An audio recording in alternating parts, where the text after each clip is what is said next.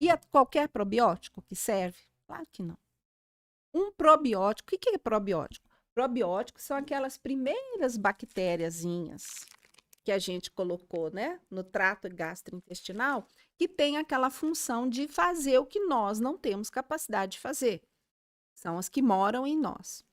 Se essas bactérias deixaram de ser bactérias amigas e viraram bactérias inimigas, a última coisa que você vai fazer é ficar alimentando aquelas bactérias. Não é por aí. E o probiótico é comida de bactéria. Só que, como comida de bactéria, ele não vai escolher para qual bactéria que ele vai servir de alimento. Então, as bactérias que se transformaram em seus inimigos, você tem que dar um tempo para elas, porque elas têm vida curta. Aí é muito interessante adotar a prática de alguns jejuns programados para que essa população de bactérias nocivas reduza. O jejum intermitente, por exemplo.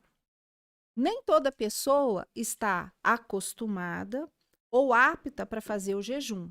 Então, isso é o aconselhamento com o seu profissional de saúde, ou a gente pode fazer depois um conteúdo só sobre jejum intermitente. A gente não vai esgotar o assunto mesmo, né? Mas, a princípio, eu tenho experimentado, por exemplo, fazer uma refeição às 6:30 da tarde, seria a última refeição do dia, e a partir daí só água. Água em boa quantidade para hidratar. E depois, no dia seguinte, somente o almoço, lá pelo 12:30, 1 hora. O que acontece com a sua população bacteriana nesse momento? Ela reduz, porque ela não recebe alimento. Então, as bactérias começam a morrer, param de reproduzir. E aí você diminui a população das bactérias nocivas que está em você. Algumas vezes também, depois de um período como esse, você observa se o seu trânsito intestinal melhorou, se parou de ter diarreia, se começou a evacuar com mais frequência, se você estivesse muito ressecado.